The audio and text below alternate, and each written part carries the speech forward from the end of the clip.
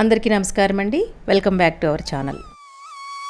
ఈరోజు మన వీడియోలో పెసరపప్పుతో సింపుల్ పాయసం తయారు చేసుకోబోతున్నామండి. అమ్మవారికి ఎంతో ఇష్టమైన పాయసం అనమాట. 2 నిమిషాల్లో అయిపోతుంది. మనకి చాలా సింపుల్గా ఉంటుంది, టేస్టీగా ఉంటుంది అనమాట. మనకి వరలక్ష్మి వ్రతానికి 9 రకాలు 11 రకాలు చేయలేని వాళ్ళు ఉంటారు కదా, వాళ్ళకి ఇలా సింపుల్గా పాయసం చేసేసుకోవటం ఎలాగనేది ఈ వీడియో అనమాట. ఇలా పండగలకి సింపుల్గా చేసేసుకోవచ్చు. అలాగే ఎప్పుడైనా మనకు స్వీట్ తినాలనిపించినా కూడా మనం చేసుకోవచ్చు అనమాట. ఈ వీడియోని ఎక్కడ స్కిప్ చేయకుండా చివరి దాకా చూసేయండి.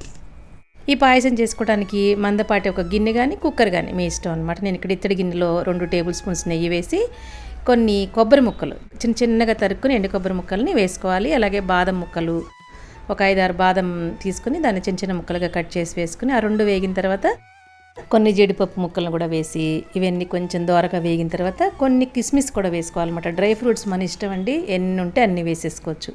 ఇవన్నీ కూడా చక్కగా ఫ్రై చేసేసుకుని తీసేసుకొని ఒక ప్లేట్లో పక్కన పెట్టేసుకోవాలి. ఏదో ఒక మెజరింగ్ బౌల్తో కానీ కప్పుతో కానీ గ్లాస్తో కానీ మన ఇష్టం అనమాట. పెసరపప్పుని తీసుకుని బాగా కడిగేసుకుని అదే నెయ్యిలో ఇప్పుడు మనం డ్రై ఫ్రూట్స్ వేయించుకున్న నెయ్యిలోనే ఈ పెసరపప్పు కూడా వేసేసి కొంచెం సేపు ఒక 2 నిమిషాల సేపు అలా వేయించుకోవాలి. బాగా ఎర్రగా వేగిపోక్కర్లేదండి, జస్ట్ అలా 2 నిమిషాలు అలా ఫ్రై చేసేసుకొని ఇప్పుడు దానిలో మనం 1 కప్పు పెసరపప్పు తీసుకున్నాం కదా, దానికి 4 కప్పుల నీళ్లు పోసుకుని, కుక్కర్లో అయితే కనుక మనకి 2.5-3 వరకు పోసుకుంటే సరిపోతుంది. నేను ఇక్కడ బయట డైరెక్ట్గా చేస్తున్నాను కాబట్టి 4 కప్పులు వాటర్ పోస్తున్నాను. కుక్కర్లో అయితే 2.5-3 వరకు పోసుకోవచ్చు.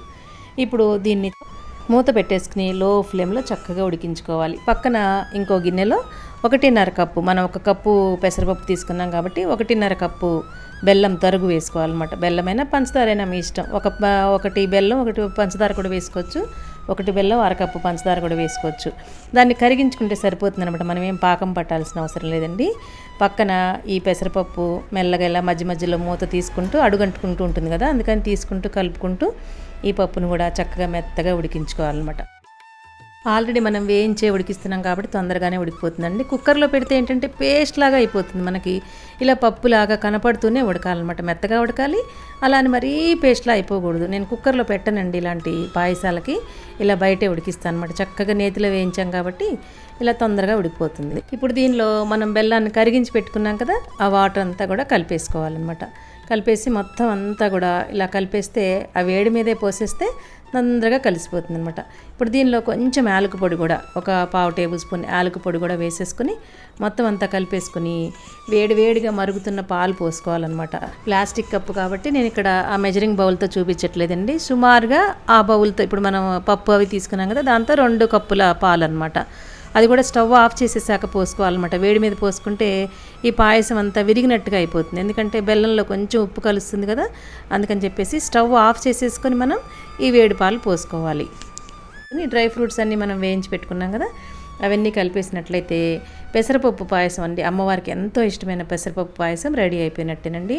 చాలా సింపుల్గా ఈజీగా, పెద్ద ప్రసాదాలు చేయలేని వాళ్ళు ఉంటారు కదా, వాళ్ళ కోసం అనమాట ఈ పాయసం చూపిస్తున్నాను. చాలా ఈజీగా చేసేసుకోవచ్చండి. ఈ వీడియో మీ అందరికీ నచ్చిందని అనుకుంటాను. ఈ వీడియో కనుక మీకు నచ్చినట్లయితే ఒక్క లైక్ చేసి మీ వాళ్ళందరికీ షేర్ చేసి మన ఛానల్ని ఇంకా మంచి రెసిపీస్ కోసం సబ్స్క్రైబ్ చేయటం మాత్రం మర్చిపోకండి. రీసెంట్గా మన ఛానల్లో ఆవు పులిహోర, అలాగే ఒకే పిండితో 3 రకాల ప్రసాదాలు చేశానండి. ఎవరికన్నా కావాలంటే వరలక్ష్మి వ్రతానికి ఉపయోగపడుతుంది అనుకుంటే కనుక ఆ వీడియోస్ కూడా చూసి మన ఛానల్ని వెంటనే సబ్స్క్రైబ్ చేయటం మాత్రం అస్సలు మర్చిపోకండి. Thank you for watching.